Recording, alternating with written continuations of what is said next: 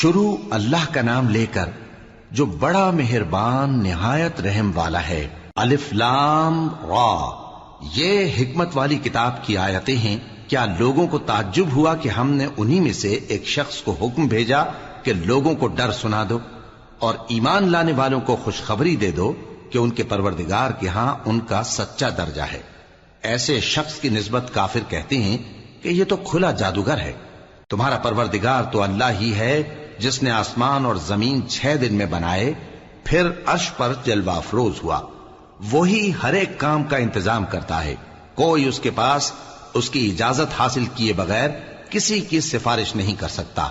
یہی اللہ تمہارا پروردگار ہے تو اسی کی عبادت کرو، بھلا تم غور کیوں نہیں کرتے؟ اسی کے پاس تم سب کو لوٹ کر جانا ہے۔ اللہ کا وعدہ سچا ہے، وہی خلقت کو پہلی بار پیدا کرتا ہے، پھر وہی اس کو دوبارہ پیدا کرے گا تاکہ ایمان والوں اور نیک کام کرنے والوں کو انصاف کے ساتھ بدلہ دے۔ اور جو کافر ہیں ان کے لیے پینے کو نہایت کھولتا پانی اور درد دینے والا عذاب ہوگا، کیونکہ وہ کفر کرتے تھے۔ وہی تو ہے جس نے سورج کو خوب روشن اور چاند کو بھی منور بنایا اور چاند کی منزلیں مقرر کی تاکہ تم برسوں کا شمار اور کاموں کا حساب معلوم کرو۔ یہ سب کچھ اللہ نے تدبیر سے پیدا کیا ہے، سمجھنے والوں کے لیے وہ اپنی آیتیں کھول کھول کر بیان فرماتا ہے۔ رات اور دن کے ایک دوسرے کے پیچھے آنے جانے میں اور جو چیزیں اللہ نے آسمان اور زمین میں پیدا کی ہیں سب میں ڈرنے والوں کے لیے نشانیاں ہیں۔ جن لوگوں کو ہم سے ملنے کی توقع نہیں اور دنیا کی زندگی سے خوش اور اسی پر مطمئن ہو بیٹھے اور ہماری نشانیوں سے غافل ہو رہی ہیں، ان کا ٹھکانہ ان اعمال کے سبب جو وہ کرتے ہیں دوزخ ہے۔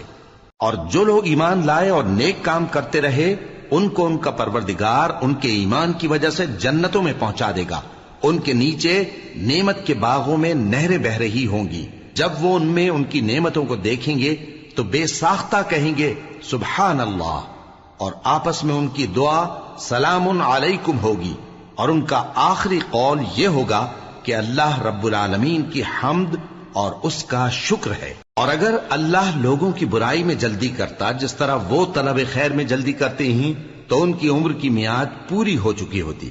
سو جن لوگوں کو ہم سے ملنے کی توقع نہیں انہیں ہم چھوڑے رکھتے ہیں کہ اپنی سرکشی میں بہکتے رہیں، اور جب انسان کو تکلیف پہنچتی ہے تو لیٹا اور بیٹھا اور کھڑا ہر حال میں ہمیں پکارتا ہے، پھر جب ہم اس تکلیف کو اس سے دور کر دیتے ہیں تو بے لحاظ ہو جاتا اور اس طرح گزر جاتا ہے کہ گویا کسی تکلیف کے پہنچنے پر ہمیں کبھی پکارا ہی نہ تھا۔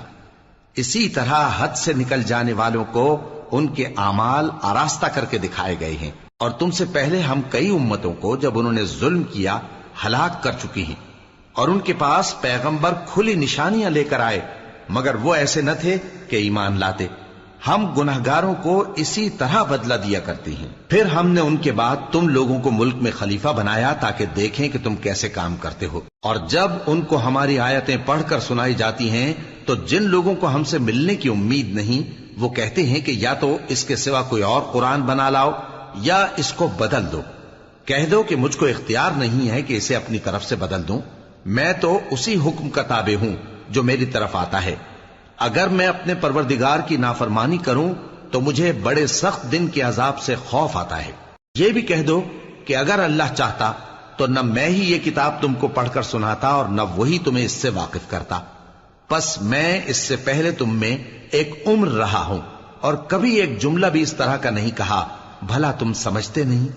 تو اس سے بڑھ کر ظالم کون ہوگا جو اللہ پر جھوٹ باندھے یا اس کی آیتوں کو جھٹلائے؟